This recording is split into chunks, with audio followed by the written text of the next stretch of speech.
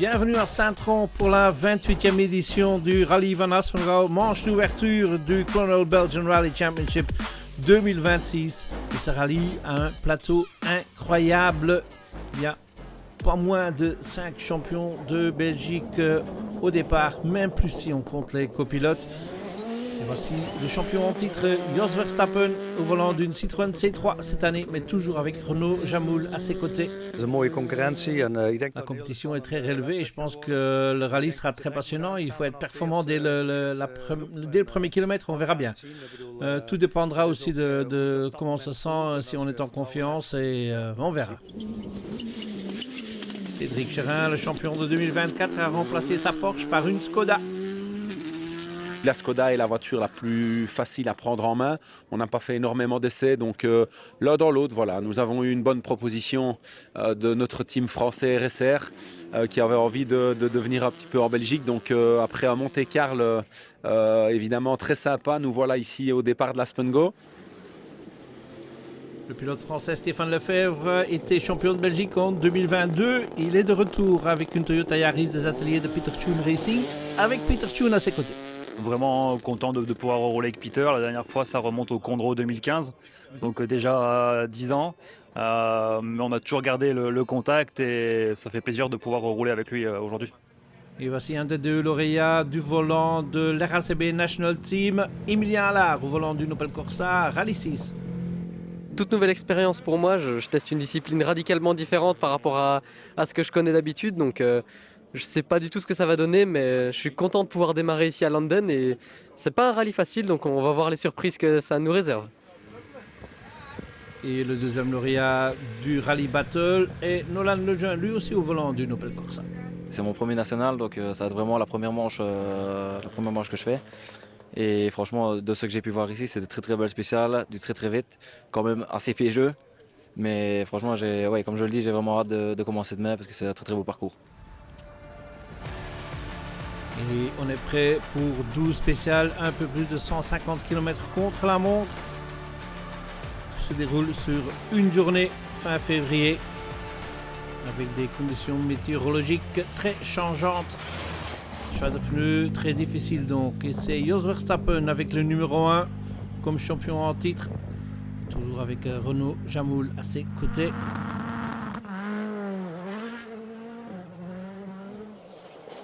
Et Jos commence la saison de la meilleure façon possible avec un scratch sur la spéciale de Kerkom, un peu moins de 10 km. Il bat ce qui sera sans doute un de ses concurrents pour le titre national, Cédric Chérin, avec Jasper Vermeulen à ses côtés ici.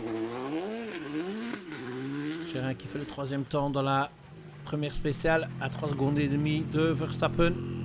Et entre les deux, il y a encore Stéphane Lefebvre et Peter Tune.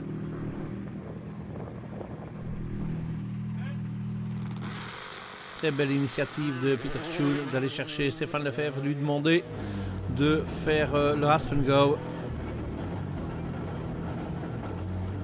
Je le répète, le plateau est du jamais vu pour cette manche d'ouverture du Clonal BRC 2026. Un autre ancien champion de Belgique, Maxime Potty. Il a un peu perdu la saison 2025 après une grosse sortie plutôt. Mais il est complètement de retour avec la Citroën C3. Mais Potty concède déjà 8 secondes et demie dans la première spéciale. Tout comme Björn Six qui perd 12,8 avec sa Toyota Yaris.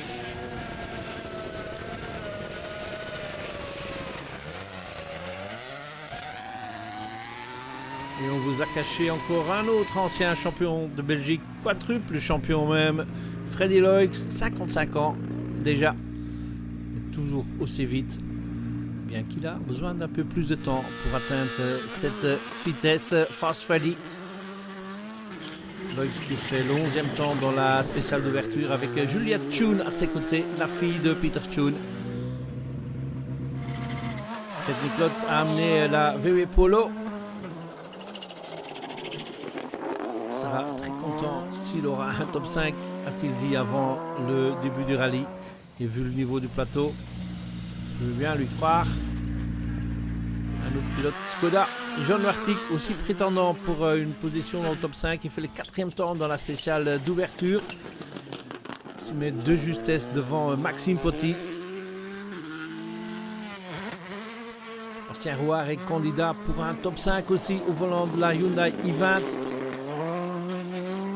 Il commence avec un 7e temps.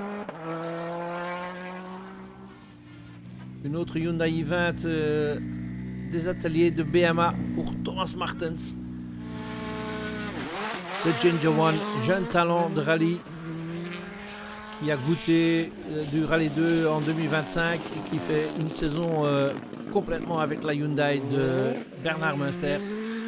Martens commence avec un 10e temps. Nicolas Stampart, vu le mouvement du poignet, il a une petite histoire avec les motos. Ancien motocrossman.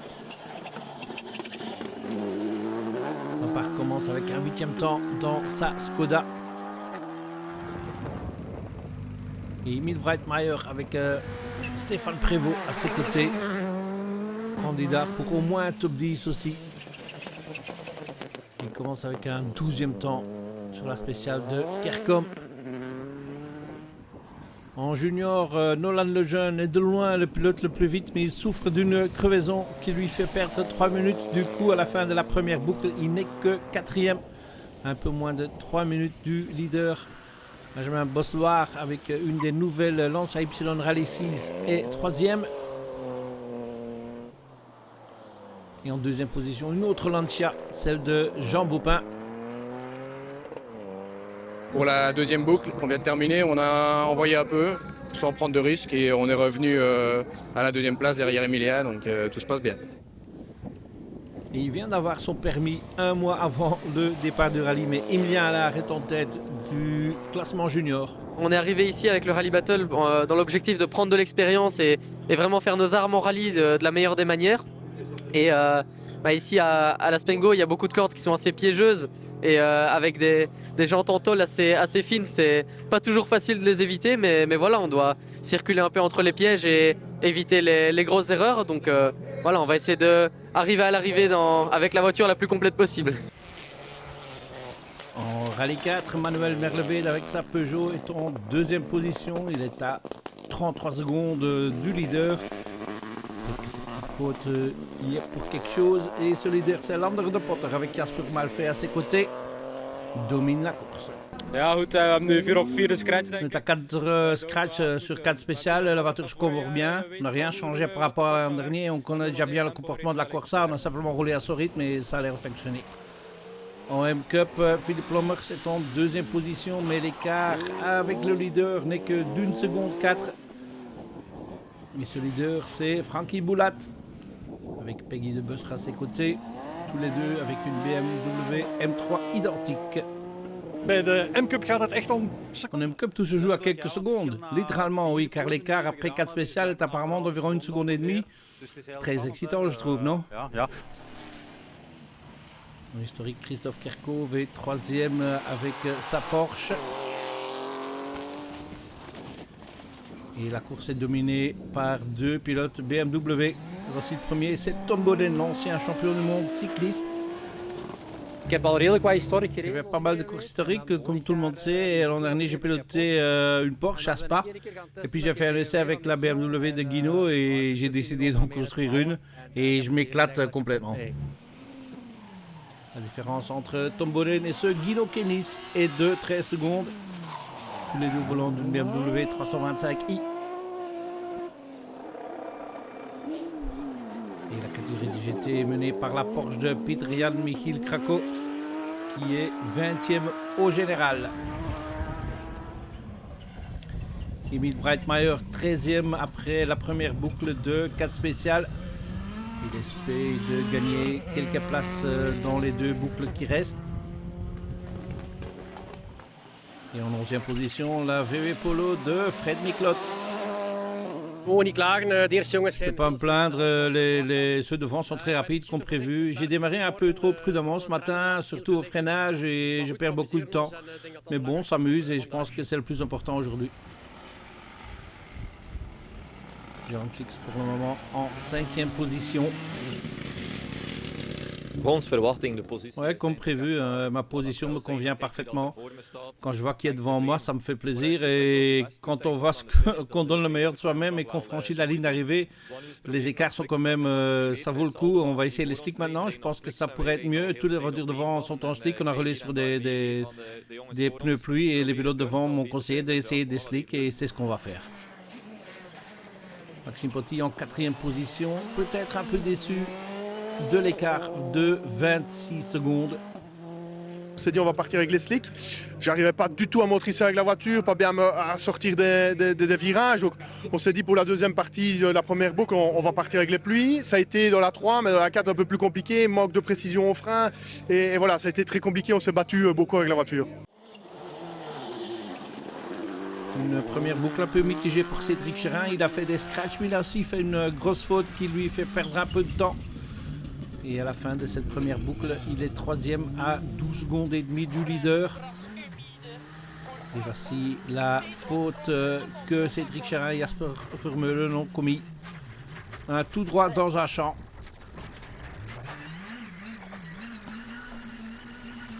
Ça lui coûte bien sûr un peu de temps. On fait un scratch dans la 3. Malheureusement, on aurait pu faire le scratch dans la 4, mais je fais un tout droit où je perds facilement 5-6 secondes. Bon, voilà, ça fait partie du rallye, c'est comme ça. On est là, on en reprend quand même encore une à Joss, donc voilà, c'est pas mal. On est, je pense, à 3-4 secondes de Joss. Ça, c'est le target premier.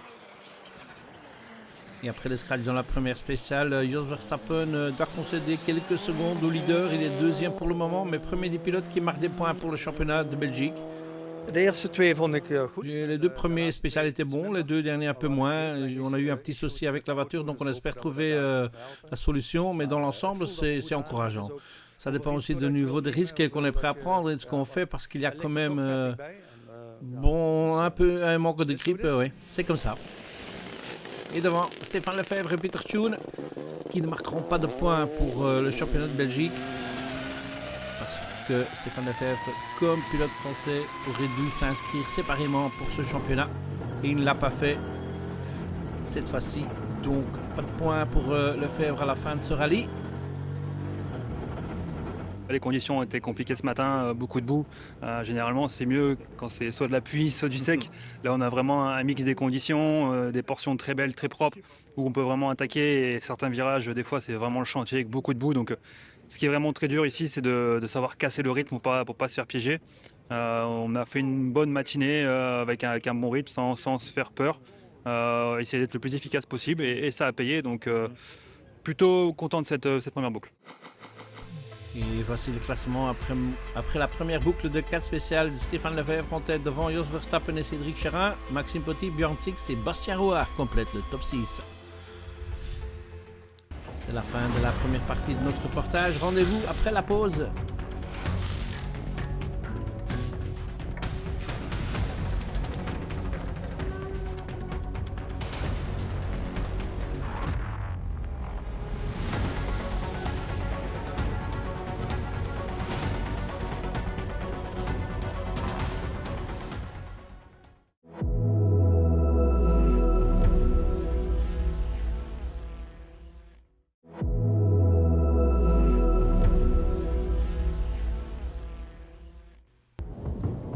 De retour à Saint-Tron pour la 28e édition du Rallye van Aspengouw, la manche d'ouverture du Colonel Belgian Rally Championship 2026.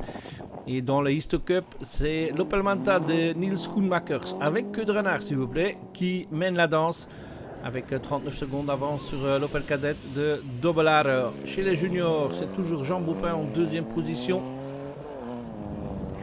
avec sa nouvelle Lancia derrière l'Opel Corsa d'Emilien Allard, toujours devant. Pour l'instant, on maintient toujours notre position. Ce qui m'arrange, c'était le but, c'est de y aller crescendo, pas vouloir prendre trop de cordes un peu trop sales ou trop cassantes pour essayer d'éviter le plus possible la crevaison.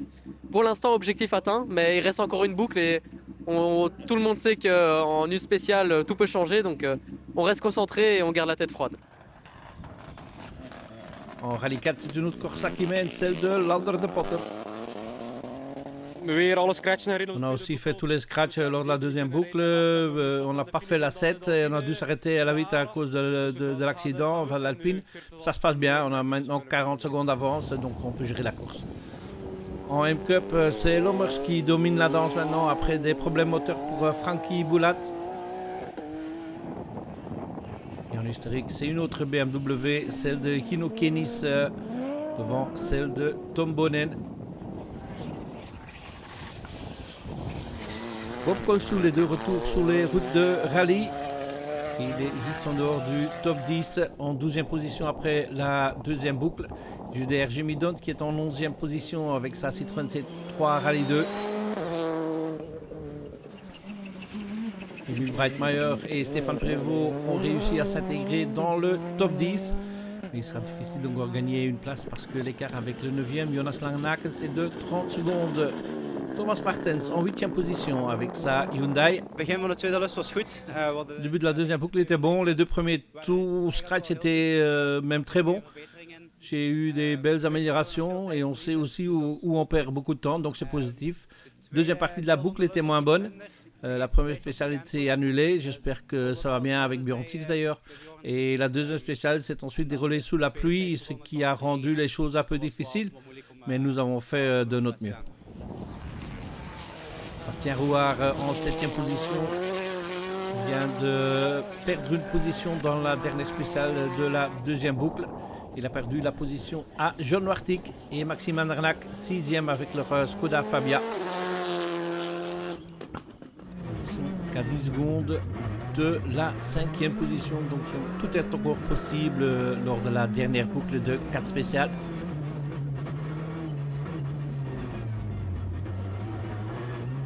On a fait deux choix de pneus, les softs et les médiums. Je me sens mieux avec les médiums, on retrouve un petit peu le feeling du shakedown. On a eu un peu de pluie sur la dernière, donc on est à 7 du scratch et je pense qu'on laisse quelques petites secondes. Donc on voit la perfo, on arrive vraiment à jouer avec ceux de devant et ça fait plaisir. Oui. La 5e position après la première boucle est dans les mains de Freddy Loix et Juliette Thune qui ont trouvé la vitesse. Démarrer comme un diesel, comme dirait Freddy lui-même.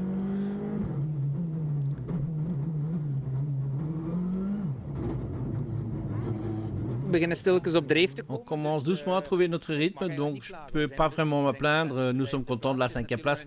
C'est pas encore fini, bien sûr, mais le rythme est un peu plus rapide que ce matin et j'en suis content. Björn Six se battait pour une position dans le top 5. Malheureusement, il est sorti de la route. Il a heurté une garage. Et c'était l'abandon pour Björn Six. Et Harry Van Robijs. Pas une bonne boucle pour Maxime Potti non plus. On a du mal à accrocher les chronos, on se pose un peu des questions, on cherche un peu sur quoi il faut travailler. Donc là, c'est une bonne remise en question sur moi-même, avec la voiture, donc on va travailler là-dessus. Et puis on va essayer de peaufiner tout ça pour la dernière boucle. Et une petite erreur pour Jos Verstappen, lui fait perdre la deuxième position. Flat right. 60 crest, ok, 70. Freinage raté, trop vite dans un virage et dans le champ. Heureusement, Jos Verstappen a réagi à temps. Il perd une bonne dizaine de secondes dans l'aventure. C'était un peu trop rapide, où j'ai freiné trop tard, j'ai abordé le virage trop brusquement et j'ai pas réussi à prendre le virage suivant. J'ai donc continué à fond à tourner et puis j'ai perdu entre 12 et 13 secondes. Mais je suis content qu'on soit toujours dans le rallye et que ça se passe plutôt bien. Hein. C'est très compétitif et il faut faire un effort supplémentaire parce que les écarts sont petits. Hein. Avec le sourire, Jos Verstappen. Et deuxième place, et premier des pilotes qui marquent des points, Cédric Charin et Jasper Vermeulen.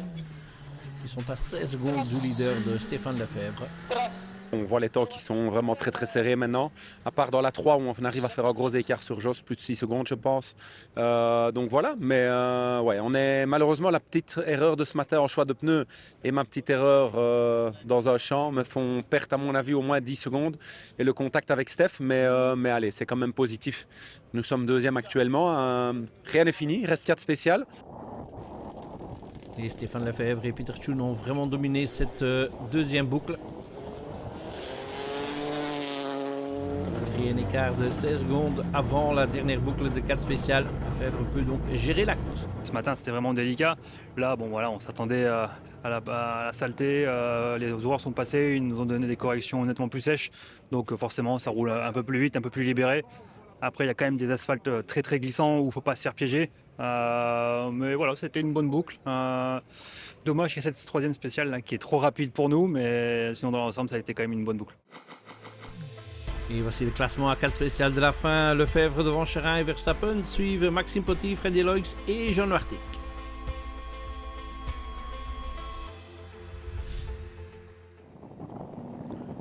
La dernière boucle de 4 spéciales et c'est la victoire pour Christian Spellman, c'est ça, Renault Clio RS en Two-Wheel Drive Trophy, les 2 roues motrices, les tractions plutôt. Et en Youngtimer Cup, c'est la Peugeot 205 GTI 1900 s'il vous plaît, de Guy Grosjean qui prend la victoire. Et en Histo Cup, c'est la queue de renard, l'Opel Manta de Niels Schoenmakers qui est la meilleure. Meilleure des juniors, Emilia Allard qui gagne avec 28 secondes en main. On a réussi à tirer le meilleur de l'auto et rester en tête. Tout le long, on a joué la sécurité, on a voulu garder notre place, pas risquer de crever, donc éviter les grosses cordes un peu cassantes, etc. Et bah, on est à l'arrivée de ce rallye, donc pour moi c'est déjà une petite victoire en soi. Je suis extrêmement heureux. Et en rallye 4, c'est Lander de Potter qui gagne. On a commencé, on a terminé l'année dernière. La voiture est performante, on peut tout faire avec. Jasper et moi, on travaille super bien ensemble. Ça se fait tout seul, hein. On n'a pas besoin de faire des efforts. Les temps qui viennent, c'est parfait. En M-Cup, Toby Vandenberg termine en deuxième position à presque 1 minute et demie de Philippe Lommers, qui après l'abandon de Frankie Boulat pouvait gérer sa course. En GT, il n'y avait rien qui pouvait arrêter Petrian Michiel Krako et sa Porsche.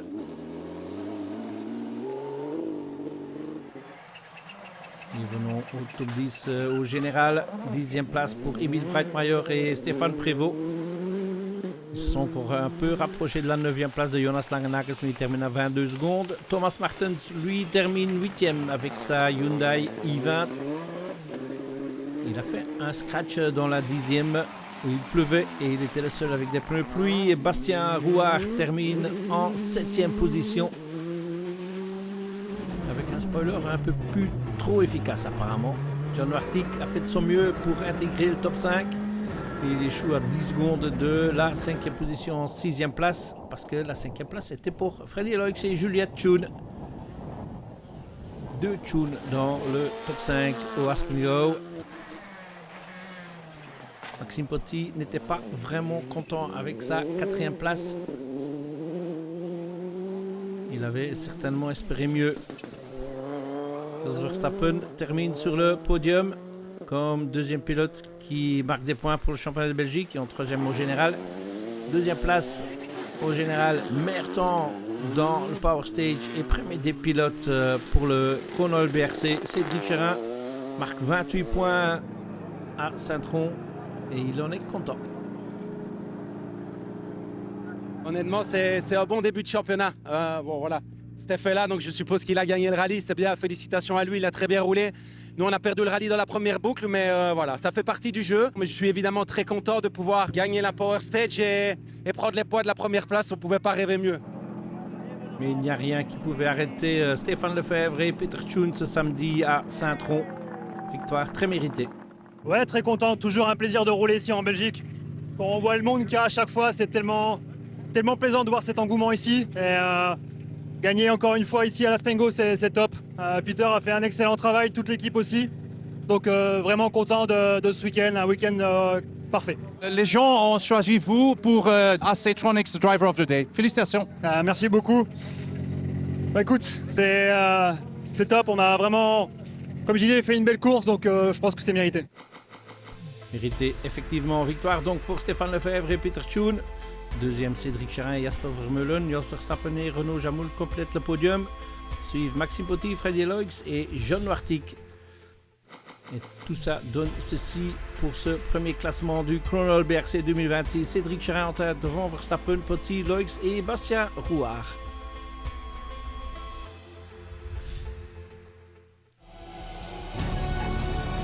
C'est tout pour le Haspengouw. À dans quelques semaines pour la deuxième manche du Chronol BRC 2026.